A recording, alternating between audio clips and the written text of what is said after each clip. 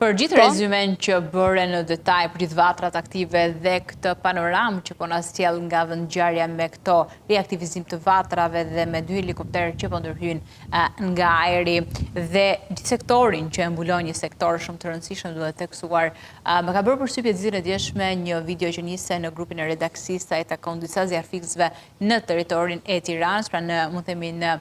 periferitë të Tiranës, ku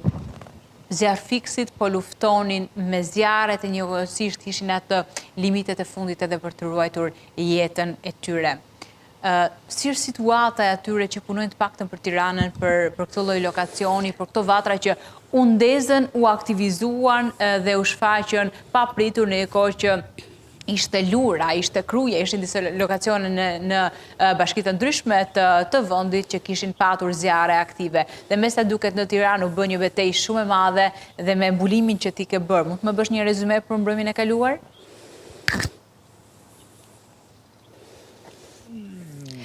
Në fakt, mbrëmjen e shkuar kemi parë momente paniku në këto zonë, teksa ne jemi duke përcjell pamje të drejtë për drejta, duke ishte një punonjës i shërbimit zjarfikës, i cili në fakt teksa kishte vënë jetën e tij në rrezik, vionte të sfidonte flakët dhe ishin kolegët e tij të cilët vazhdimisht i thërrisnin për t'u larguar nga zona, pasi zjarri për shkak të erës ishte afruar shumë pranë automjeteve të shërbimit zjarfikës.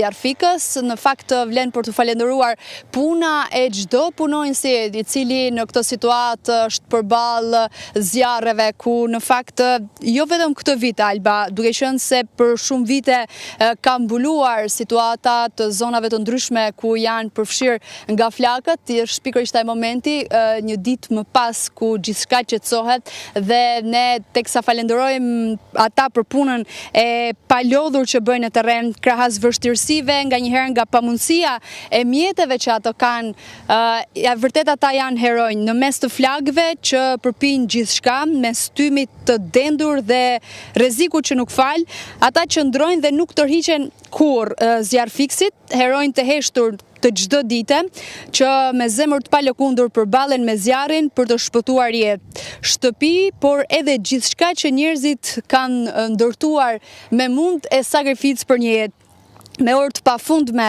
në terren, në temperatura teje të larta siç janë edhe gjatë këtyre ditëve dhe në kushtet të cilat sfidojnë kufijtë e njerëzit, ata luftojnë pa u ndalur dhe pa u dorëzuar. Shpesh larg edhe familjeve të tyre, por janë gjithmonë pranë atyre që kanë më shumë nevojë për shpresë dhe shpëtim në momentet më të vështira, siç kemi parë vazhdimisht gjatë këtyre ditëve në zona të ndryshme të vendit, ku ajo çfarë vazhdimisht ata përballen është mosbindja e banorëve për të lënë edhe banesat e tyre, pavarësisht rrezikut që ju kanoset dhe se sa pranë banesave të tyre janë edhe flakët.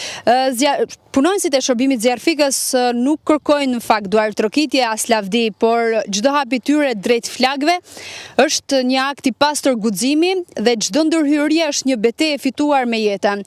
Ata sot janë përballë zjarreve, jo vetëm në këtë zonë ku ne ndodhemi, po në gjithë Shqipërinë janë me dhjetra apo qindra punonjës të shërbimit zjarfikës, ku gjatë mbrëmjes së shkuar në këtë zonë që ne ndodhemi, përveç shërbimit zjarfikës të Tiranës, kanë asistuar gjithashtu edhe punonjës të shërbimit zjarfikës të zonës së Kamzës, e nga ana tjetër edhe ata të Elbasanit, të cilët kanë ndihmuar kolegët e tyre për të bërë të mundur neutralizimin e flagëve dhe përpasoj